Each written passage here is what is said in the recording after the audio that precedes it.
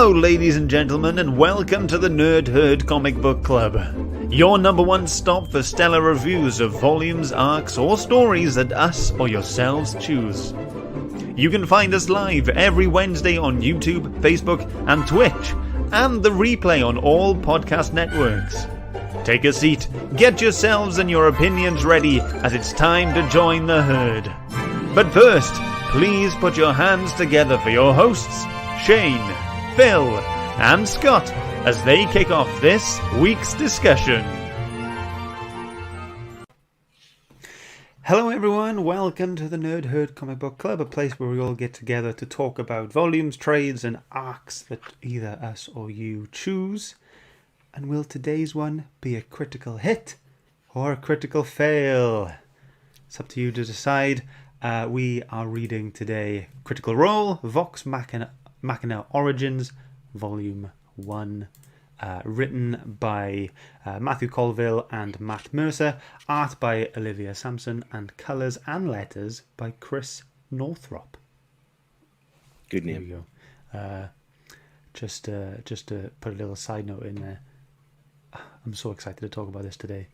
Let's say a quick hello to everyone that's in the chat so far, and then I will tell you what the book's about. So, first up, we've got Greg1756, finally free on a Wednesday night to catch a live stream again, and it's Critical Role, winning.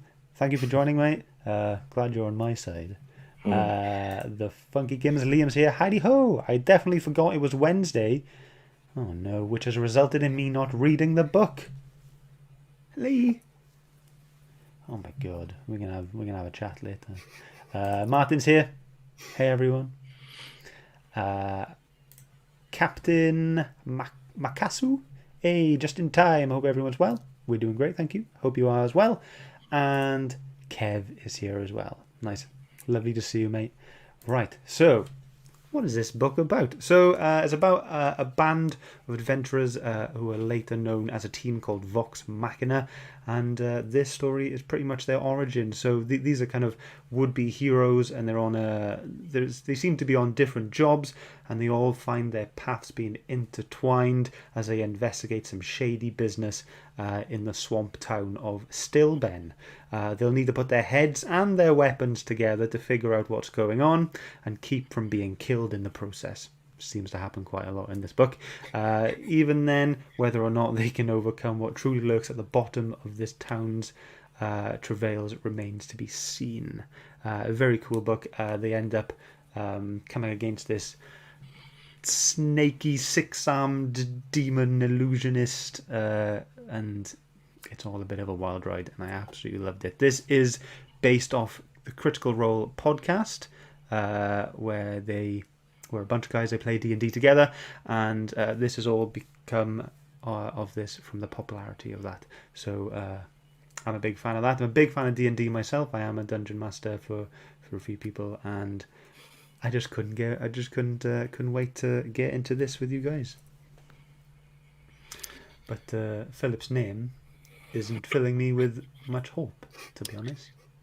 Yeah, for all our listeners out there, my name is Critical Meh. And to be honest, it's not that I think this book is bad. I just think initially it's not for me. Like, this is very much a Scott book. Like, we know you're a D&D fan. You love a bit of fantasy and all magic and spells and that kind of stuff. And I knew this was something you would obviously pick. But I'm not in the same car as you. Like, it's just like, I'm not a D&D guy. I've dabbled in it slightly, very minutely. And it's okay story. It was a fine adventure story, but I, generally speaking, I have a hard time reading fantasy adventure comics because I think they need a lot more information and background to put into it, and it's hard to do in a 6-issue miniseries, I think. And that was my initial kind of thoughts, but I'm glad you liked it. I'm glad you're excited to talk about it. I'll try not to dampen your mood too much tonight. Thanks, buddy. Thank you.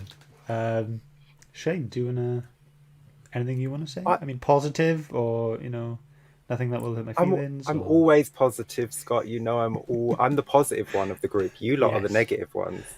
No.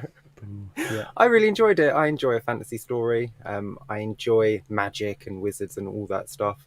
And you had a really nice mixture of characters. They all got their personality all shone through, which is nice. Like none of them just felt like they were just there. They all got 6 issues. I know, like Phil said, it's hard to do world building in 6 issues, but they did well with the character building. You knew exactly what character traits each of them have. You've got the greedy bard, you've got the dumb giant guy. You know, you've got the character traits there. The dopey wood nymph, is she a wood nymph? Kayla, Druid. a druid. You know, like she's the dopey, like the one. But yeah, it was fun. I had fun. I wasn't bored, and I enjoyed the art.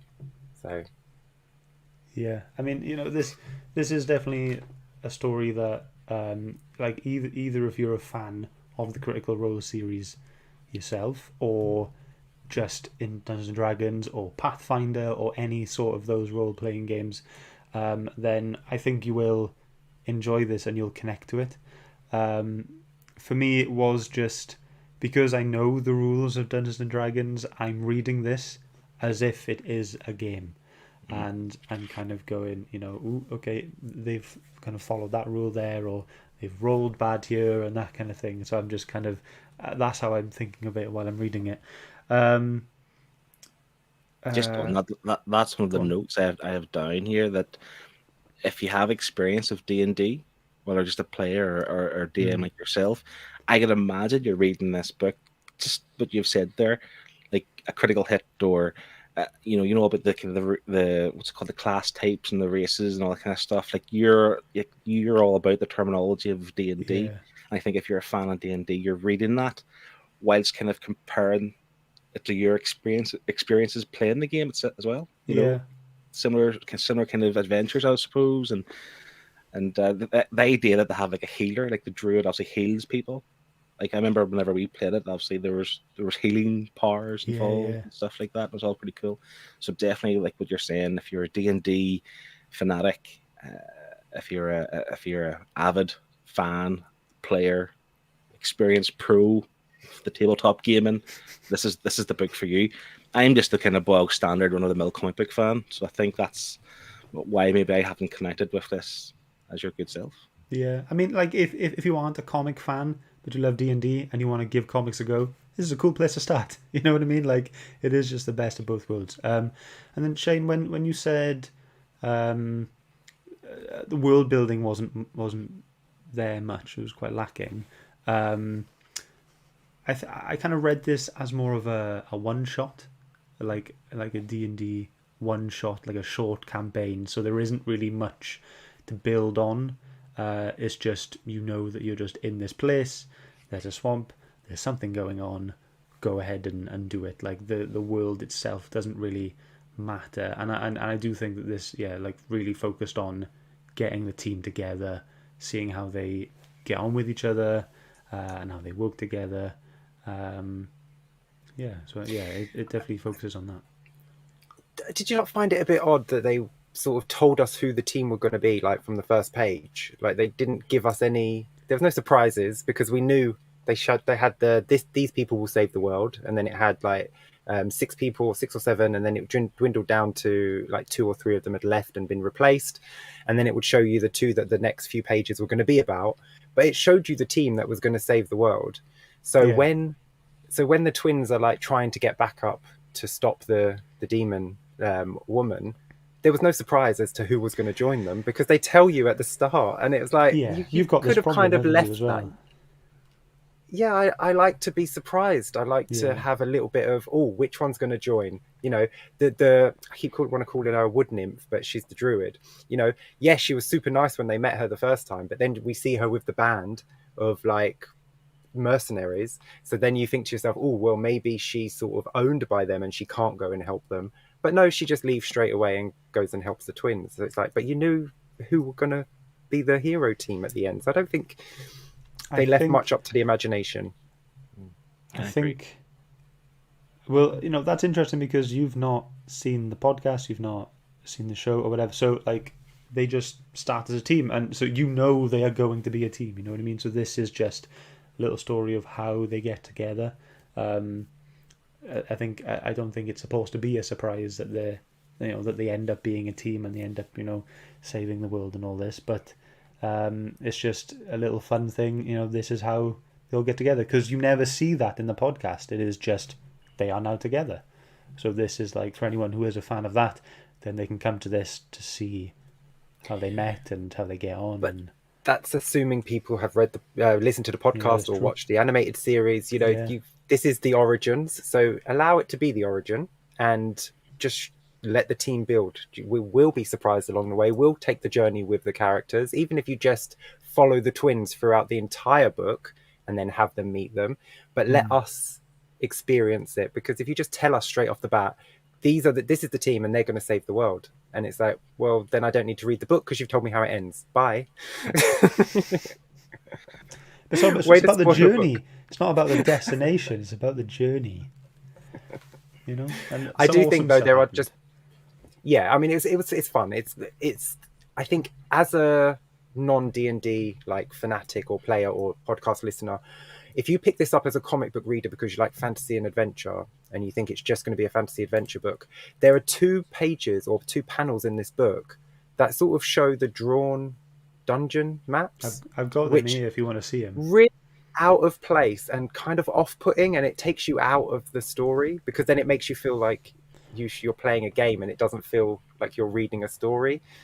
I don't think they were needed at all. And that you should know what D&D is all about. You should know what this is, you idiot. Do you not play D&D? Yeah, that's absolutely. what it's like. Like, this is very much for D&D fans, not the run-of-the-mill comic fan.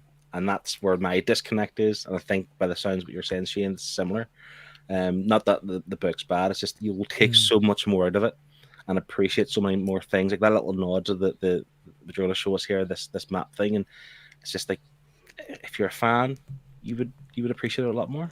Yeah. Okay. But if you're not, it takes you out. Yeah. There are 2 instances in the book where they do show you a map. So this is the first one. So the reason why this was cool and why they did this, I think, was because you can see Vax and Vex, the VA and the VE. They're walking across, the map, yeah, and then you see that little S in the middle on the bottom panel there. That's to show that it's a secret door. So this is showing you that they're totally bypassing the secret door that they could have found, but their perception wasn't high enough. So yeah, I know. Now that I'm saying it, I understand where you guys are coming from. So then the A1 and the A2, they're just like generic guards that they end up fighting. So because they didn't find the secret door, they had to go through the hard option and have a fight. And then you had, this was the second time it came up then, so you've got SC as Scanlan, the GR as Grog, and then Vex and Vax are now behind a secret door. So it's just telling you that they are behind a secret door before they enter the room. See, I really didn't get that at all. I didn't even know what FE meant, to be brutally honest. I got that part. But I thought the S was another character coming behind them. Yes, yeah, but that's something. If you're a veteran D&D fan, who you're used to having because I know you draw the map as you go along. Am I right in thinking, Scott? Yeah, you can do that. Yeah, so like you're used to seeing these things and the kind of trails in the maps when you're playing D&D. Where, I mean, we have played online very briefly in the past, and it was very much like I didn't know what I was doing. I'm not certain she knew what he was doing entirely. So these maps, they don't really make sense to me when we see them, but that's just through lack of experience playing the game. Yeah, of course. So let's get to the comments a bit. So Captain Makuzu, sorry, they haven't read it yet. They are a Critical Role fan and they loved the animated series, and they've just ordered the library edition as well. I don't have the library edition. I've got volume 1 and 2 as books, and I didn't know there was a library edition until I bought both books. So I was a bit mad there. Yes, and then they also say that it was very much a retelling. Oh no, I think they're talking about the animated series there. They get that this can be a bit off-putting if you're not a fan of the franchise of D&D and normal RPGs as well. And Martin is saying, now that I've explained it, it makes more sense. He knew that the letters were characters, but he didn't know about the secret door. So yeah, so maybe that could have been explained a bit more. Connie's joined as well. Hello, how you doing? Thank you for coming. Yeah, now that you're saying it, I think if you wanted this to be a Dungeons and Dragons book and you wanted it to be like proper D&D, then every decision that the characters make, you just see a little dice appear above their head, and then you get the numbers on it, and then that would kind of explain their hit points and what the chances of them succeeding would be. Like, make it proper D&D, you know, like have all the dice and have all the things that you have when you're actually playing it. yeah. Don't do most of the book is just a standard fantasy book and then have 2 pages with maps on that you didn't explain beforehand what they could mean. Yeah. You know? There is one Dnd reference though that I picked up, and it was towards the end, and with the battle with the kind of where the final monster villain was, and you see Scanlan using his healing powers. Yeah. They don't talk about it. You just see him in the background with a kind of purple glow, kind of healing his pal, and like I know that's obviously that's one thing in D&D. So I was like, yes, I got something. I understand this part. I get that. The rest of it, not. But this part's mine. Fair enough. No, there was loads of little tiny nods everywhere for this. But let's talk about some good things about the art. Okay, were there any good things you liked about the art? All of it. All of it. You loved The art was great. Yeah. Yeah. I think for me it was like character designs. I think were on point. You know, to how these characters have been described, and because this was obviously out before the animated series, out in 2017.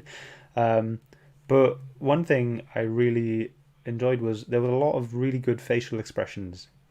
Everything was really well like animated. You know what I mean? You could really tell that they were either from a thinky mood, they were mad, they were confused. I thought that was really on point. The art kind of reminded me of Seven Secrets a little bit. They all have kind of like long faces and quite pointy chins and things like that, and in a good way, not in a bad way, of course. But yeah, the art was grand. I think the character designs, like you're saying, were good. Color wise, it's all very kind of, how do you put, like solid, blocky colors. Like not a bad thing. There's very little shading. There's very little kind of like the background doesn't change. It's all very bright and in your face kind of thing. But again, it's not a bad thing. It's just different from what we're maybe would be used to with a fantasy book. But yeah, I very much appreciated the art. Thought it was good. My one downside for the art. Oh, sorry, Scott. Go on. It's just Vax and Vex. I know they were twins, but they were very indistinguishable. Like, unless they were standing next to each other and you saw he was taller than her, like, because she was very bland looking, like body wise, and he has the same body type, so you can't really tell them apart if they're not next to each other. Because I was having trouble if you're just seeing the headshot, because I know they're wearing different clothes, but if you just see the head, I was like, oh, which one's that? Which one's that? Which one's that? Right. Yeah, I had that as well. It's a minor nitpick. I mean, on the I do agree, to be honest. Like on the cover, they definitely look different. You know. Yeah. There's definitely a difference. She's much more feminine on the cover. Yeah, more feminine. So I do know what you mean. It is a bit difficult, and to be honest, I think I got mixed up a few times. So yeah, there is that issue. Yeah, it's a small issue because once they're full body, it's fine because they're wearing completely different outfits. But it's just when it's close up on the face. Yeah. Yeah. The magic. I've got to come to the magic. I love stuff like this. It's amazing. And I thought everything was coloured amazingly. I was before we came on, I was like, Shane, what's the word for this? It kind of, and you both gave me a different word. So Shane, you gave me like the ambient light, and Phil, you said the haze. So like the kind of glow you get off, fire or lightning or whatever kind of magic they were doing, and it was, I just loved that. It was just great to look at, that kind of extra bit of light coming off the magic instead of just having a solid block, and then just nothing off that. So it looked natural and it looked really nice. And everything had its own color, so you knew green was healing. You had your lightning and you had I really enjoyed that. I enjoyed the magic parts of it, especially the random magic, like when Scanlan just randomly pulls out the wand of day or the wand of sunlight or whatever. Yeah. Where did he get that? He's like, oh, I got it out of my MacGuffin bag because she turned the lights out, so I just happened to have it with me. Yeah, It's like, just grab out of it anyway. Yeah, to be fair, the colours with the magic, because there was two occasions to it for me. And what was the woman, the villain's name? What was her name? Iselda. Yeah, Zelda. So she used some magic at the end, and obviously you've seen the kind of colours changing, like really cool. But then is it Tiberius? Yeah, He also used a bit of the magic, and it was all very purple. But it's almost like if you're watching some TV or not, I didn't know there was an animated series. If you're watching an animated series off it, you just imagine the whole screen kind of just going black and dark with like the glow of the magic, and it'd be really cool to see. And that's what I was kind of imagining it would be like. It's hard to do, I suppose, in paper form, but yeah, I thought it was really cool. The magic was really cool. I think it showed how strong the bad guy was as well, because when she had her 6 arms, she was using all different color magic, and everyone seems to have like one color magic each, but she looks like she controls it all, and it made her more like of a threat. yeah. See, I didn't know there's different colours for different types. I think it was just because of the classes they were. You know, I think Bard was purple, Druid is green, you know, all that kind of stuff. Should we get onto our pages? Yeah. Yes. Phil, you've got 2. Have you decided? Or Yeah, do you want to show both.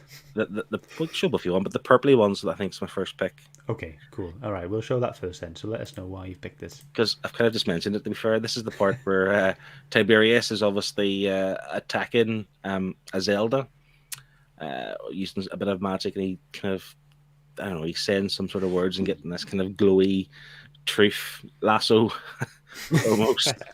And again, it's just like the page before this was very normal colors, and then all of a sudden it's just like the whole black and purple thing just overcomes everybody. And I just think it was really cool how it was done, and again, it's just very pleasant to look at. And again, it's just when the magic occurred, whenever someone had done a spell or something, this is what the kind of change you got, and you felt the change, and it just looked really, really cool, to be honest. Yeah, this definitely has that, you know, the darkening of the room that you were talking about as well. And I love the typography that comes, the lettering with when they're saying a spell.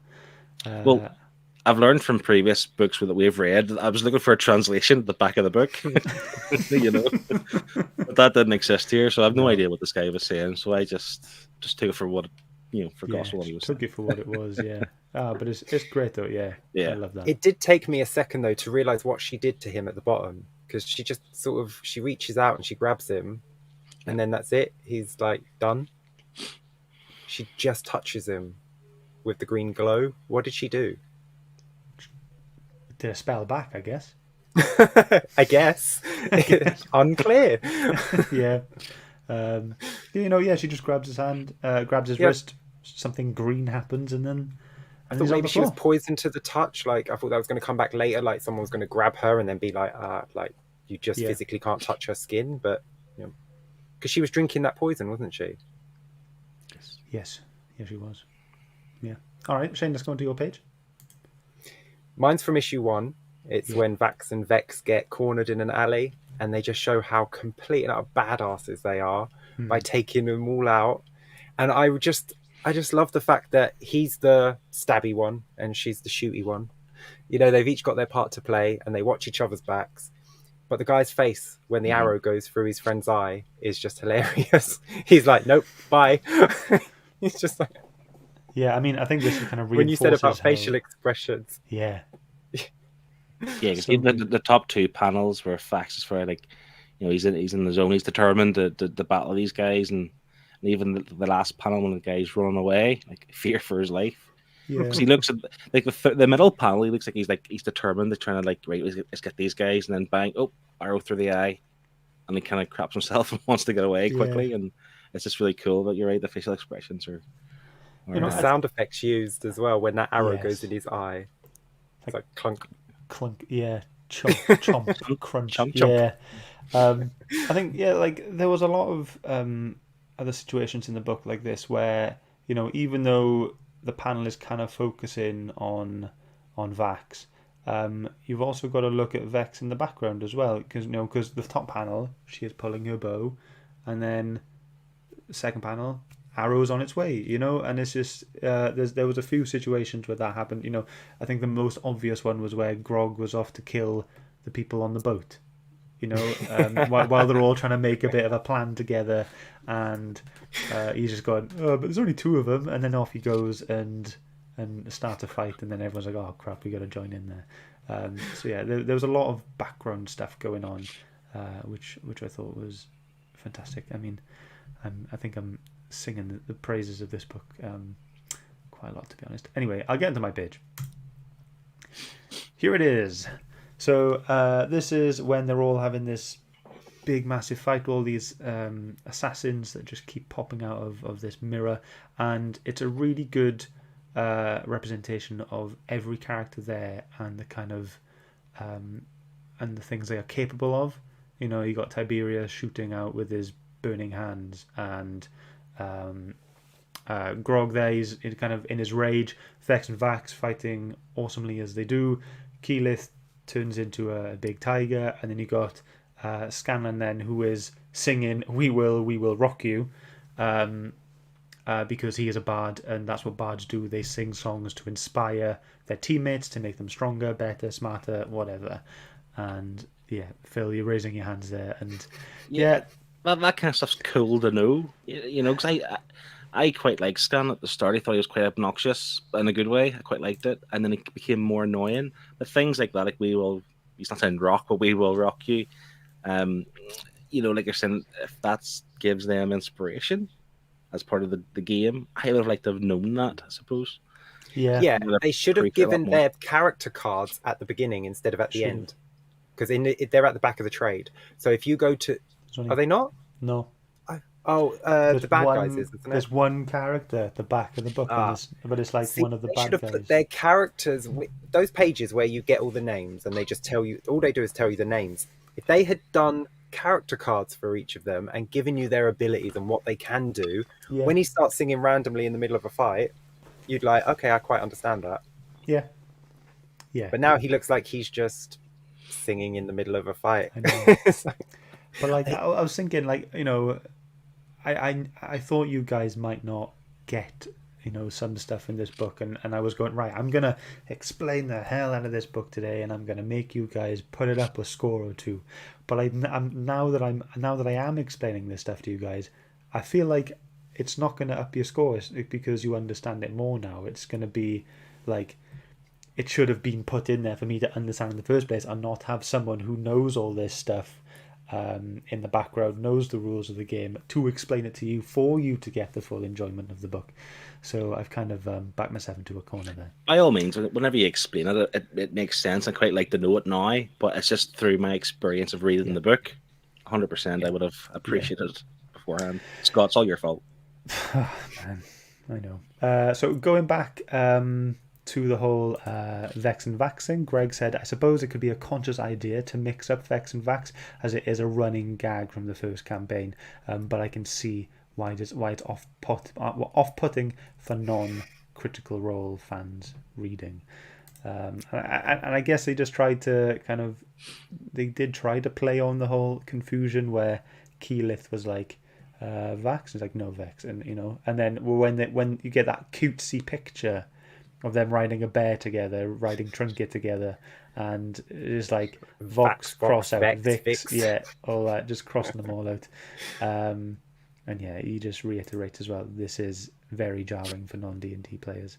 But Liam has said, sounds like this book was more for fans of the franchise rather than an entry into it. You know, to be fair, like, absolutely, like from a publisher, a developer perspective, the people writing this book and creating this book, it's not, they don't really need to appeal to people who aren't fans of the game, of the show and all this, because it has an incredibly huge fan base, and they could just make money that way.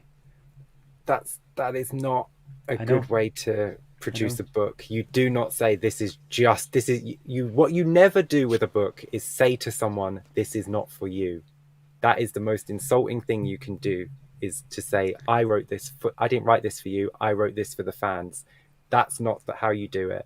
They did a decent enough job that I was entertained throughout, but there was far too many things in this book that just left me going, you know? Yeah. And for something that says Origins on the cover, that's not a good thing.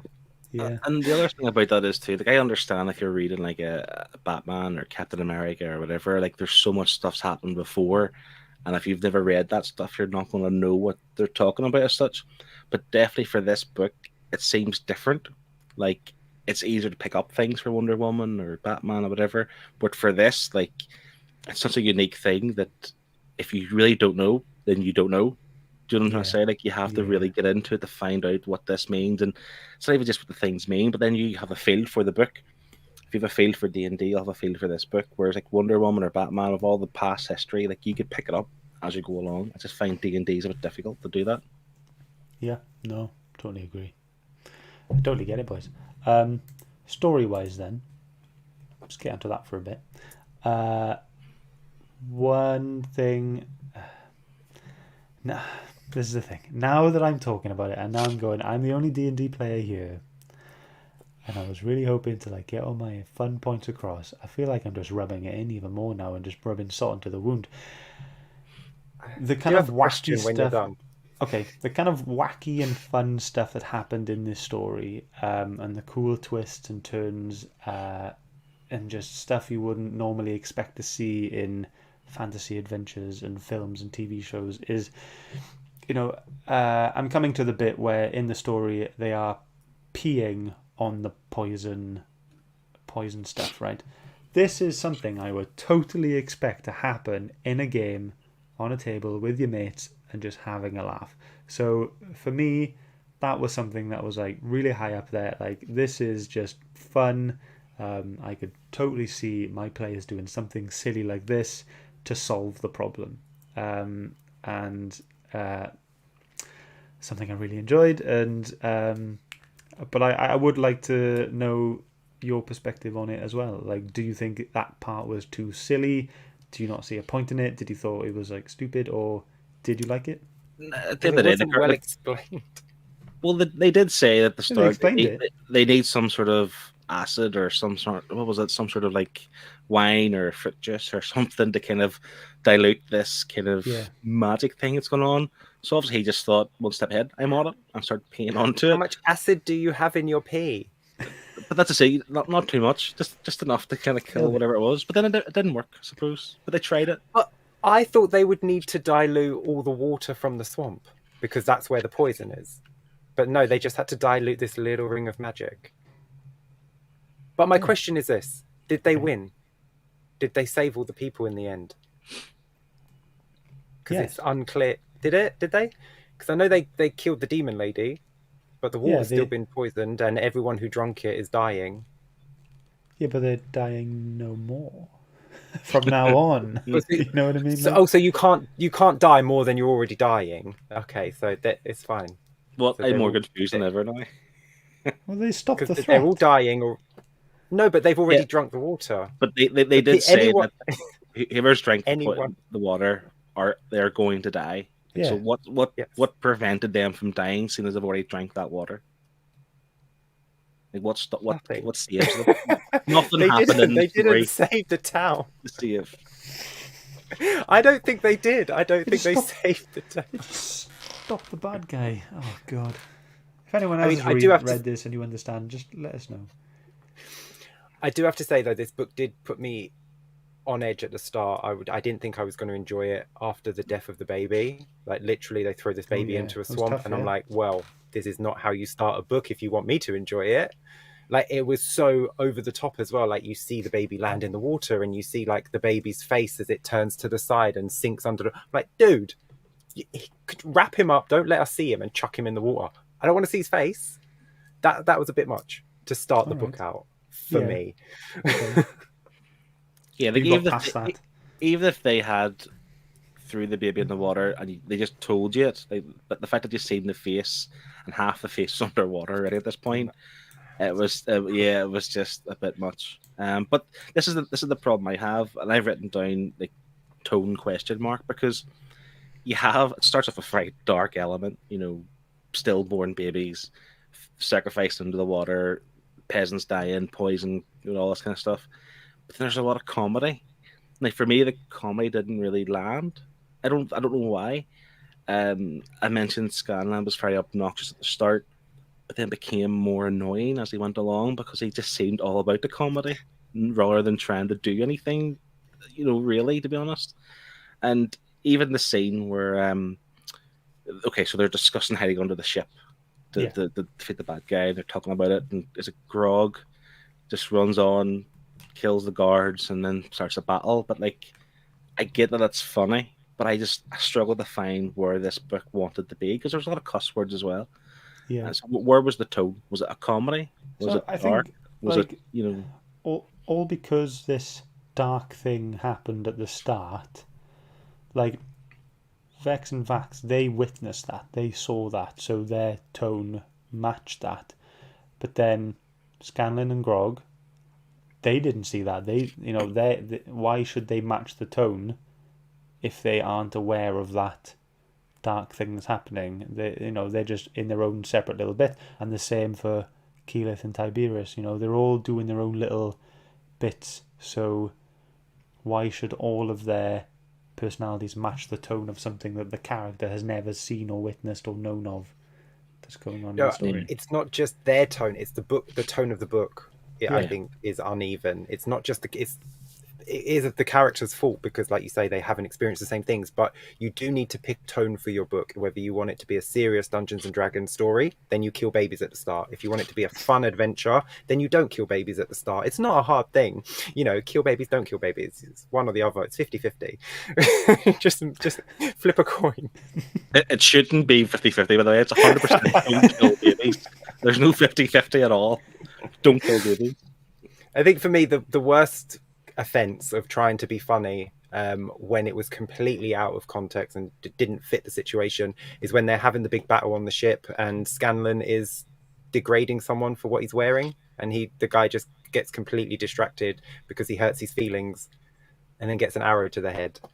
I was like, would you really care if someone mocks your clothes if you're trying to kill them? He's like, oh, I don't have the money. As like he's rich. She's higher than me, so they get Yeah. to wear silk, and it just seemed so out of place while this massive So battle's going on. I think so. Greg has said something good here. So he says, "I think again that's the nature of a D&D campaign. It's serious, it's funny, it's sad, and it's scary. Volume 1 squeezes a lot in a small space." So I think they're just trying to put the essence of one campaign, into a story. And yeah, and then Lee he's said the word that I want to say, translating. It's hard when it's translating a campaign into a book. Campaigns can get derailed so easily, and they can.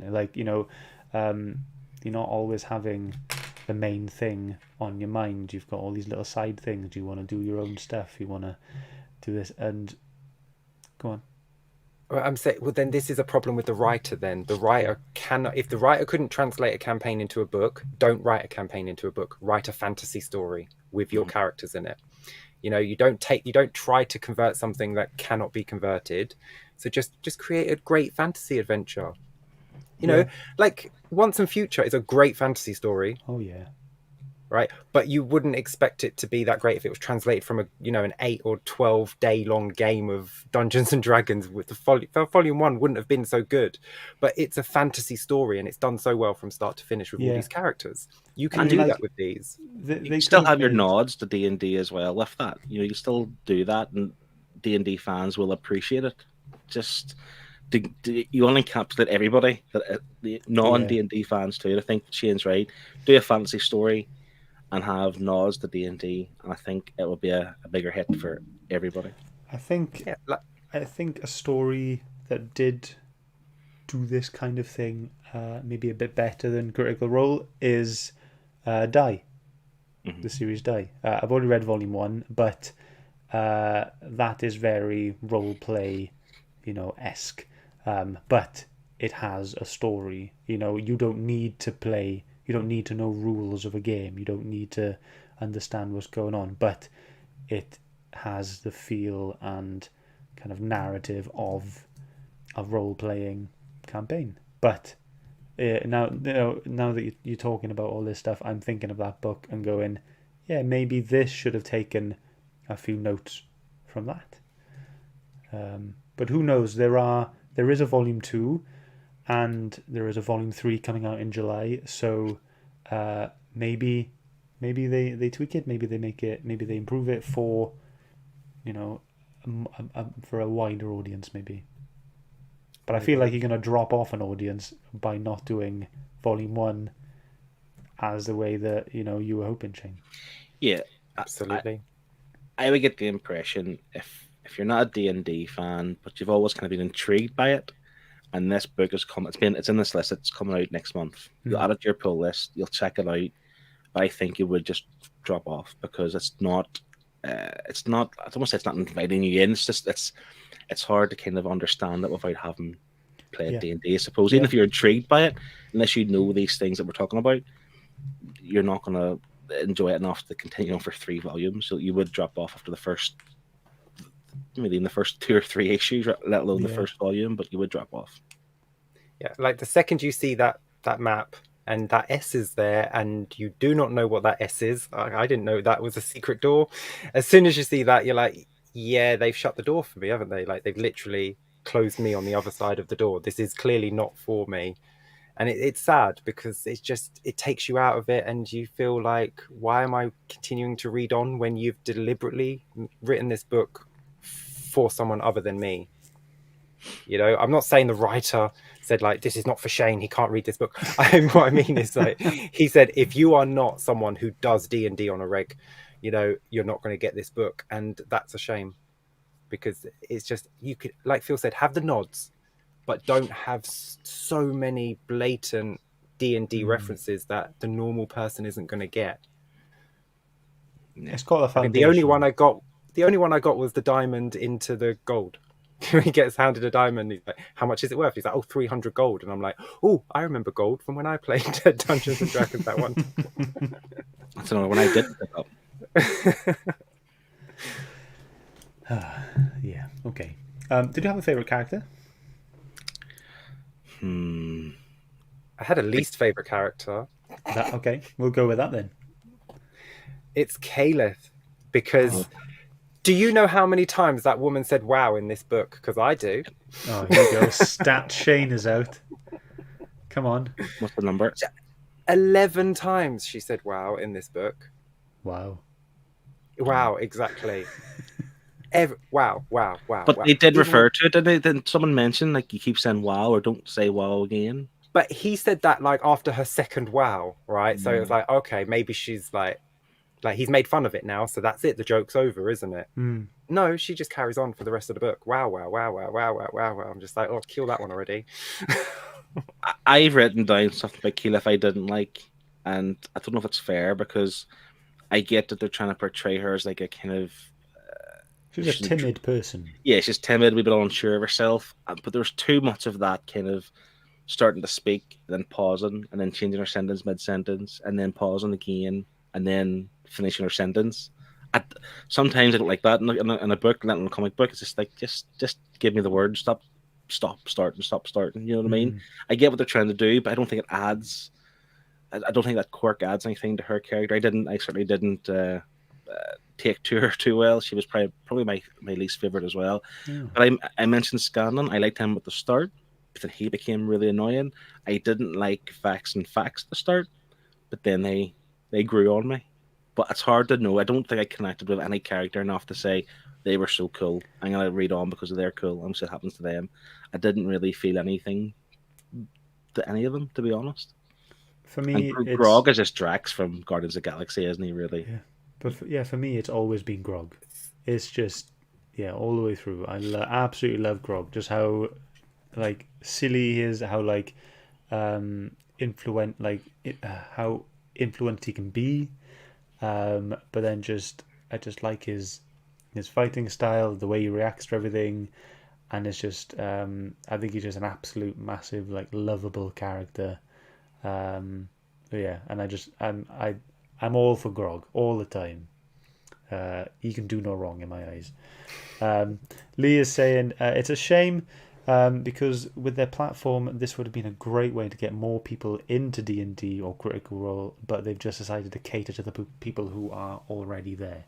And like, this is something I didn't think of when I was reading it. While I was reading it, I was like, I'm having a great time because, and then but I'm just reading along, going, I know everything that's going on, and I can, I'm reading into stuff and going, and I'm thinking of my own games with the guys I played with before, and so yeah, that's why I was just having such a good time with it. But I didn't even, selfishly, I didn't even think of you guys, and how you would struggle to understand, or you wouldn't maybe get the full impact that I had reading this. So yeah, I'm a bit gutted. Sorry. Yeah, no, honestly, it's not like I'm not gutted because you've said you didn't get on with it. I'm gutted because the book hasn't, like Liam has said, hasn't catered to to that sort of to the people who haven't played or do play or want to play. This was the kind of thing where I was reading it and it was going, I really want to play D&D now. And I'm really excited to play next time and stuff like that. So, but how did it make you guys go, I would like to get into this, or is it pushed you even further away from it, or are you just in a kind of neutral ground? Well, I didn't get a lot of the D&D references, so I know it's about D&D, but I didn't get all the subtle nods, obviously. It hasn't pushed me away, but it hasn't made me want to play it either. Yeah, I'm so not any more intrigued. I'm just stuck in the middle. Like, I'll play it if it's if we're all together, we're playing it on the table. Yeah, By all means, it's something I've always wanted to learn, but this book hasn't made me want to play it. right. Shane? Yeah, same. I mean, this book is, it's not for comic fans. This is for D&D fans. Like, so I'm able to keep it separate. I'm not gonna begrudge D&D for a comic book that wasn't intended for comic book fans. This was intended for D&D fans, so it's fine. I still want to play Dungeons and Dragons because I quite liked it when we played, and I think my character was pretty cool. Yeah, bit argumentative with the DM, but that's fun, Martin said, going back to the favourite characters, he liked the twins. He's a fan of the whole rogue type character. Nice, thank you very much. And Greg is bringing up the Mighty Nine books. It's another series that Critical Role have done in comics. They're doing like origins on single characters. I think I haven't quite read them. Correct me if I'm wrong. But he's saying that they're much better than the Vox Machina series. So maybe if you were ever going to go, you know what, yeah, I'll try this Critical Role stuff again, forget about the Vox Machina because that's already a very established thing. And maybe give the Mighty Nine a go. Who knows? Just read Die. Just read Die. Yeah. I mean, the big deluxe is coming out at the end of the year, isn't it? Yeah. We're really looking forward to that. I had, when we read the trade, I read the trade, Phil, you read the single issues. Again, like, we haven't come across many books like this, but there were no breaks. I was like, where the hell do I stop? Because I thought originally at the start, because it's shown you, the characters, the end, the end goal of all the characters and where they will be soon, and then who we're going to be focusing on for the next, however many pages. So first you had Vex and Vax, then you had Grog and Scanlan, then you had Keyleth and Tiberius, but that only happened 3 times. But I was like, so where are these issues ending? And I was like, I like to go, right, end of issue, have a break, come back to it, but this couldn't happen, so I just had to put my bookmark in a random place and just carry on from that point on. So I find that a bit jarring when books do that. Like, I can't really say anything against the story, but it's just the way they've published the trade and way they've arranged that. Just a bit weird. Yeah, no, it is. I tend not to like that myself because, even if you have to like leave your home for something, you want to get to the end of that chapter you're on or whatever, so you put the bookmark in and close it. Whereas if there's no natural stop, I suppose it is a bit weird. Like I say, I read the single issue, so I didn't have that. But yeah, I tend not to like trades that do that. Yeah. Shane? But yeah, I thought the same as you, Scott. I thought the exact same. I thought we were going to get that page. I thought that was the first page of every issue because that made perfect sense. It happened 3 times, and then it just stopped. Yeah. Well, see, I've actually written down here issue 4. It changed the format, to be fair, obviously from having those the first page of the characters and so on. And I thought issue 4 was like the best issue in a way because Which one is that? actually it's the one where it just sat and explained everything. Right. Like the story so far. I just found that a better issue for me to read because it's not that it was lost.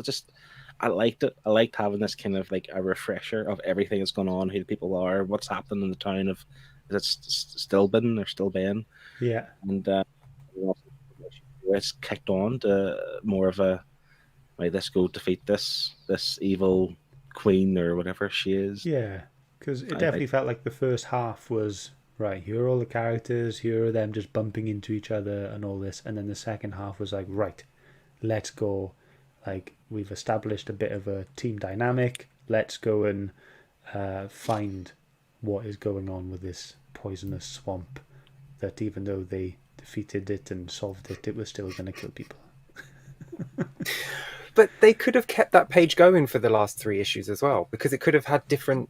Because you had Calith and Vex went off on their own to go get the bear, so you could have had them on that cover, on that one, and then you could have had Scanlan and Tobias, and like you could have changed up, and it could have got longer and longer. Yeah. Until the final issue is all of them going to fight the bad guy. Yeah. Because it would, if you're going to do something, be consistent. Consistency. You can't change something halfway through a book. Even in single issues, I would have got annoyed if that was the first page on the first 3, and I picked up issue 4 and it weren't there. I'd have been like, "What are you doing? Why did you do it 3 times and then stop?" Yeah.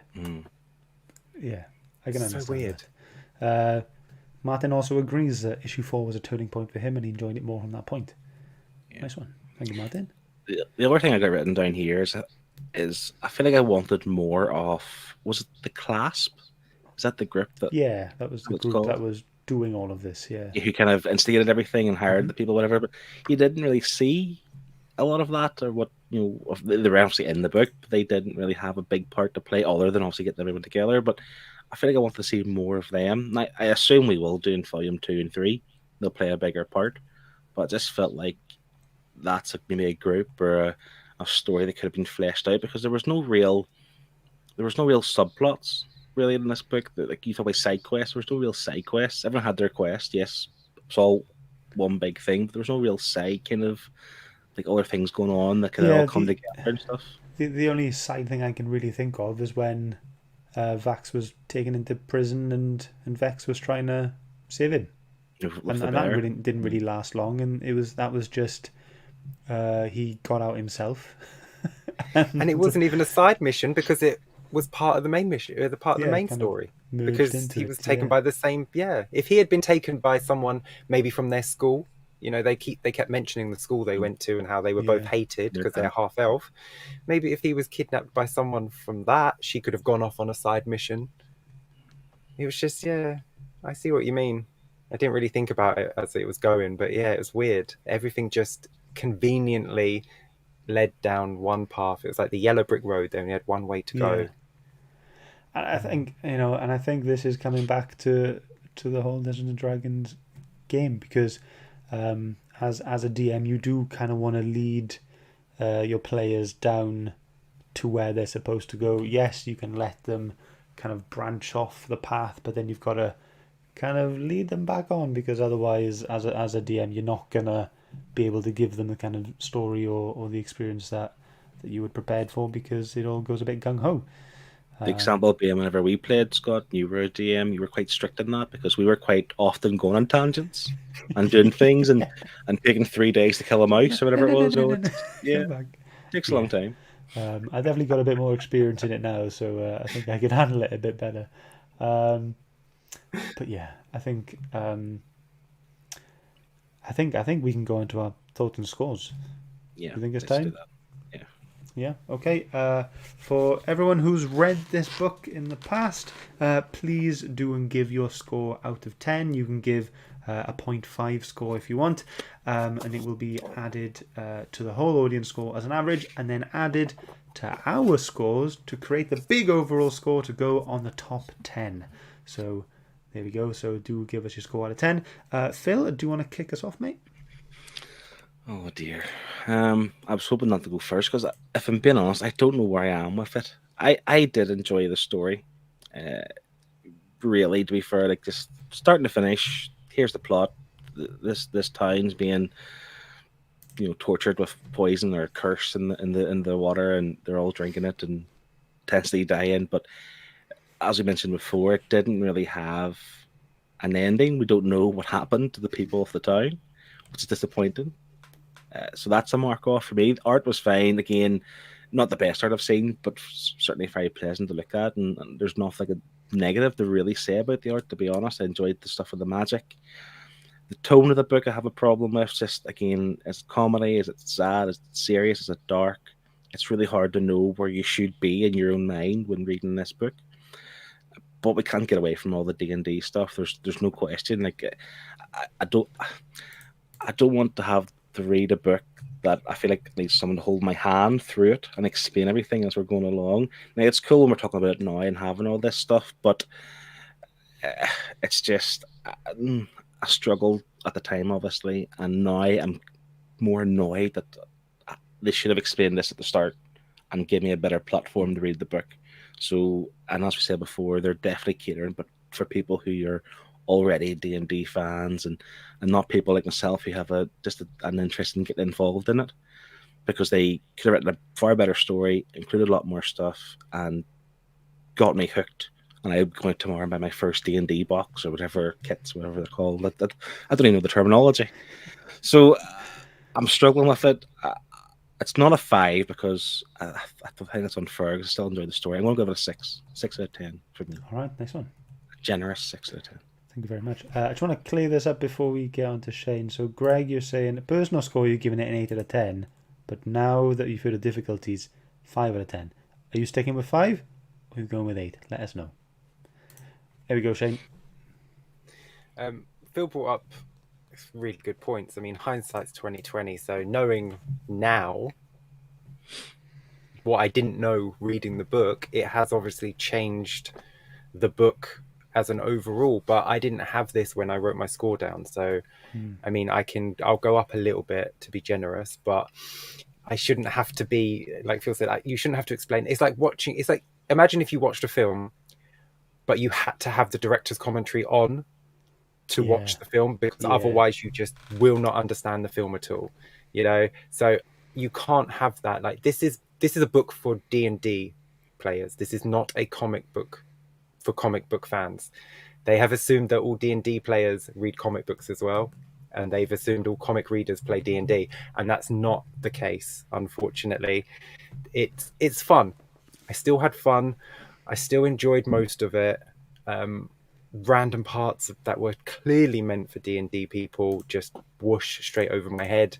The maps and stuff made no sense. I vaguely understood what they were doing with the round one, because I know what Scott you said about distance between people for attacks and stuff. So I vaguely got that, but it made no sense in this context, because the next page they're just all at each other's throats.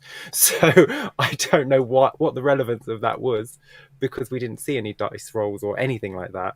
I feel like this just needed to be a fantasy book with these characters doing this story. You can do it. It's a good story. Someone's poisoning the water. This whole town's being poisoned. Is it a curse? Is it poison? Turns out it's both. You need 2 groups of people to come together and figure it out, fight the bad guy, and win. It's a great idea. It's just really poorly executed for a comic book fan.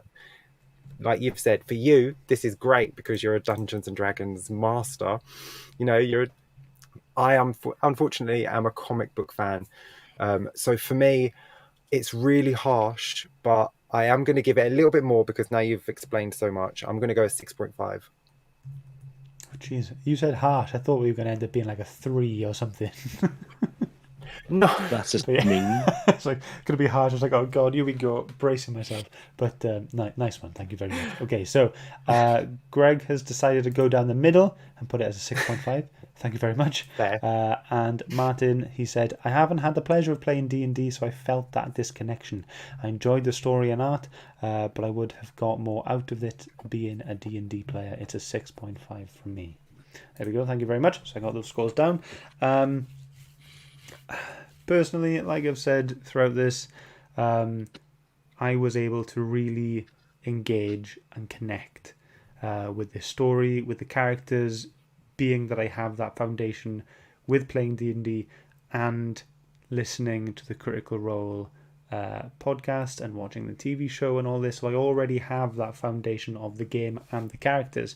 So I'm already off on a better footing than you guys. I love the art. The magic in there for me was brilliant. I'm a big fan of like lightning magic in any sort of games or books or whatever I watch. So seeing that in you was amazing, and just the ambiance and the haze of all this, all the colors as well, was stunning. Really loved the story. It was a really simple story. Like Shane said, places poisoned, go and sort it out, and that was the gist. But it was, in my opinion, just about the characters getting together and then them establishing that relationship as a team. And personally, I think it went pretty well. I am going to be biased in my score. This is my score. I'm not thinking of it as a whole, like, all readers or whatever. I immensely enjoyed this for the reasons I've just said, and I'm going to give it an 8. Nice. Okay, so we have got just 2 scores today. That's okay. It's not a very popular book. So we had 6.5 from Martin and from Greg, so which gives you an average of obviously 6.5. And then if you add that to Philip's 6, Shane's 6.5, and my 8, we get an average score of 6.8. Ooh.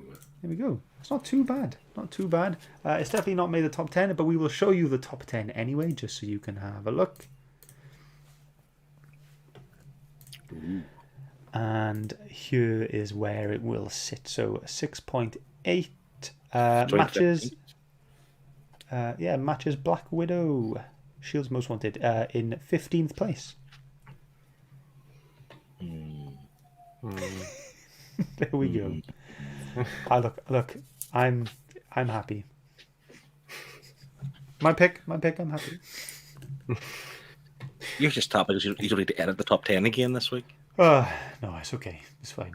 But yes, there we go. So we have spoken today about Critical Role Vox Machina Origins Volume 1. Thank you very much to everyone who has joined, and we shall tell you now what we've got coming up next week. Here we go.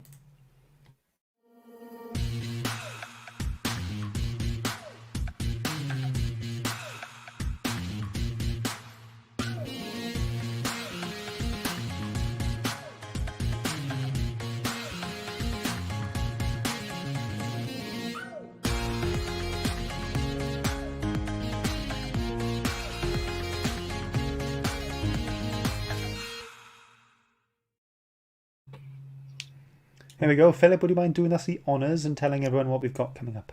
So next week we are reading Superman Up in the Sky from 2019, written by Tom King. Ooh. It's going to be great. I think, is this our first Superman book? No, we had Superman Sacrifice. Yes, we have. We did. Forgot about that. This is year? better, though.